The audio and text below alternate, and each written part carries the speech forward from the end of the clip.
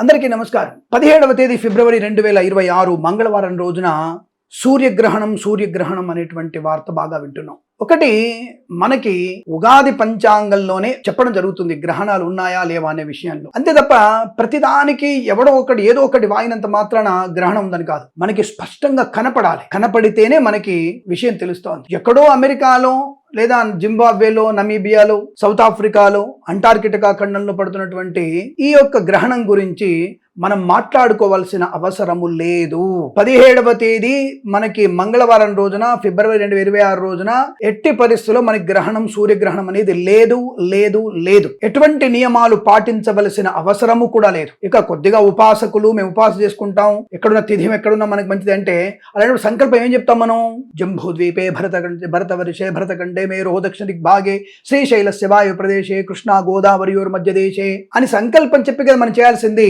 మనం ఏం సంకల్పం? సూర్యమండల స్థిత అని చెప్తారా? చంద్రమండల స్థిత అని చెప్తారా? భూమండల స్థిత అని చెప్తామా?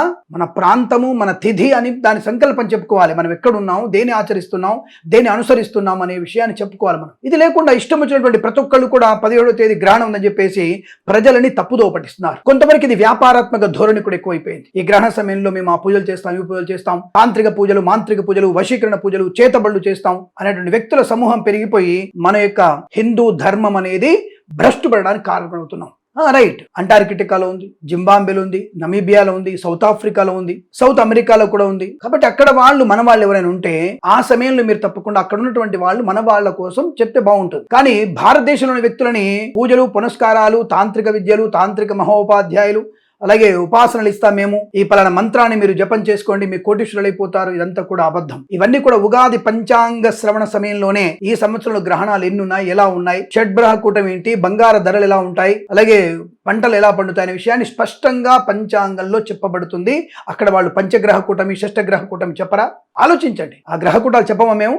తెలుస్తాయి. అప్పుడు కూడా జూన్ నెల మాస ఫలితాలు ఎలా ఉన్నాయి, ఆగస్టులో ఎలా ఉంటాయి, ఆగస్టులో ధరవరలు ఏంటి, ఆగస్టులో ఏ పంటలు పండుతాయి, అక్టోబర్లో ఏ పంటలు పండుతాయి, అమ్మవారి నవరాత్రి కలశం ఎప్పుడు పెట్టాలి, ఇవన్నీ చూస్తున్నప్పుడు తిథి, వార, నక్షత్ర, గ్రహాల యొక్క కలిక చూస్తాం కదా. కాబట్టి బంగారం పెరిగిన విషయం మనకి ఉగాది పంచాంగంలో కూడా ఉంది. అది షష్టగ్రహ కూటమికి, పంచగ్రహ కూటమి కాదు. అది కాలసర్పదోషాన్ని ముడిపడిన కొన్ని దాని వల్లనే మనం ముందే చెప్తాం బంగారం ధరలు పెరిగే అవకాశం అని స్పష్టంగా చెప్పబడింది. దానికోసం ఈ గ్రహణ సంబంధ విషయాల్లో మీరు రెండు గ్రహణాల మధ్యలో ఉన్నటువంటి విషయంలో మీకు బంగారం కొనండి, 100 కోట్లు వచ్చేస్తాయి, మీకు శక్తి ఉంది కొనుక్కోండి, రోజు కొనుక్కోవచ్చు. రోజు ఒక గ్రామో, అర గ్రామో, పావు గ్రామో, 5 వేల బంగారం కొనుక్కోవడం మంచిదే. అసెట్స్ ప్రకారం కొనొద్దని చెప్పట్లేదు. దానికి ఏదో అంటారు కదా, తాత గుండెకి అవ్వ మోకాలుకో, లేదా తాత అవ్వ గుండెకి తాత మోకాలికి ముడిపెట్టినట్టుగా ఉంటుంది. అది కరెక్ట్ కాదండి. సో నేనంటానంటే 17వ తేదీ గ్రహణం లేదన్న విషయాన్ని గుర్తించండి.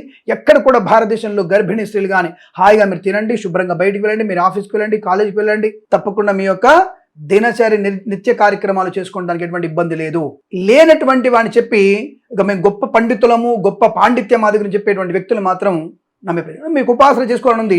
సూర్యోపాసన, ఇప్పుడు సూర్య మంత్రాన్ని సాధన చేసే వాళ్ళు ఉంటారు, వాళ్ళు జపం చేసుకోండి, పర్వాలేదు. కానీ కొత్తగా మీకు ఈ ధనిష్ఠా నక్షత్రంలో గ్రహణం పడుతుంది కాబట్టి కుంభరాశి వారికి బాలేదు, మకర రాశి వారికి బాలేదు, దానికి సప్తమ రాశి అయినటువంటి సింహరాశికి బాలేదు అనేటువంటిది మాత్రం కరెక్ట్ కాదు. ఆ విషయాన్ని గుర్తుంచుకోండి. మళ్ళీ దానికి ఏలినాడు శనికి, దానికి అర్ధాష్టమి శనికి ఇవన్నీ ముడిపెట్టే ప్రయత్నం చేయకండి. ఏ విషయం ఉంటే ఆ విషయం గురించి స్పష్టంగా మాట్లాడుకునే ప్రయత్నం చేయాలి మనం. అంతే తప్ప లేనటువంటి అనవసర విషయాల గురించి మాట్లాడి ప్రజలని తప్పుదో పట్టించే ప్రయత్నం చేయకూడదు. 17వ తేదీ ఎట్టి పరిస్థితుల్లో మనకి గ్రహణం అనేది లేదు. ఫిబ్రవరి 17వ తేదీ హాయిగా మీ పనులు మీరు చేసుకోండి. అక్కడ సూర్యగ్రహణం అవుతుంది, ఇక్కడ మనకి రాత్రి అవుతుంది. అది ఎలా సాధ్యం అవుతుంది ఆలోచించండి. అది సూర్యగ్రహణం కూడా సమయం ఎప్పుడు 3:57 నిమిషాలకి మధ్యాహ్నం పడుతుంది.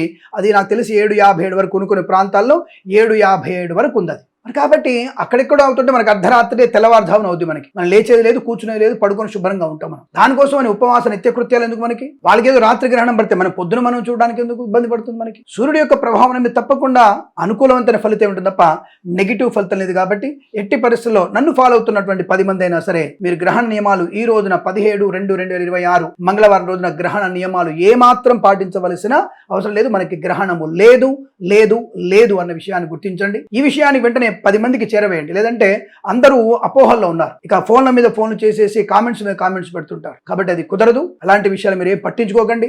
ఎటువంటి ప్రత్యేక పూజలు దానాలు అటువంటివి ఏమీ లేవు. కాబట్టి హాయిగా నిత్య కృత్యములు మీరు చేసుకునే ప్రయత్నం చేయండి. ఆనందకరమైన జీవనం ఉంటుంది, సుఖప్రదమైనటువంటి ఐశ్వర్య ప్రాప్తి కూడా మీకు ఉంటుంది. శుభమస్తు, అఖండ ఐశ్వర్యమస్తు. అందుకే మన ఛానల్ని సబ్స్క్రైబ్ చేసి 10 మందికి చెబితే మంచి విషయాలు, నిజమైన విషయాలు మాత్రమే బయటికి వెళతాయి. ఈ బయట ఉన్నటువంటి వ్యక్తుల యొక్క వ్యాపారాత్మక ధోరణితో ఉన్నటువంటి వ్యక్తుల యొక్క ప్రచారం ఎక్కువైపోయి మనం ఇబ్బంది పడుతుంటాం. కాబట్టి కాస్త ఈ విషయాన్ని 10 మందికి చెప్పే ప్రయత్నం చేయండి. ఇదేదో నేను పౌరుషంగా కోపంగా చెప్పడం లేదు. 10 మంది ఫోన్ చేస్తున్నారు, గురుగారు నా గ్రహణం ఉందా, నాది మకర రాశి, గురుగారు నా ధనిష్ఠ నక్షత్రం, నాది శతభిష నక్షత్రం, గురుగారు నాది సింహరాశి నాకుందా, ఇలా అడుగుతున్నప్పుడు కొద్దిగా ఇబ్బందికరంగా ఉంటుంది. కాబట్టి సమాధానం చెప్పగలిగే ఓపిక మాకుంది. కానీ ఇది అంటారు కదా, తప్పు పరదాలు ఇచ్చుకొని బయటికి వెళ్ళిపోతుంది, గాల్లో కలిసిపోతుంది తప్పుడు వార్తలన్నీ కూడా. కాబట్టి ఈ విషయాని కోసమే మన ఛానల్ని సబ్స్క్రైబ్ చేసి 10 మందికి చెప్పండి. శుభమస్తు, అఖండ ఐశ్వర్యమస్తు.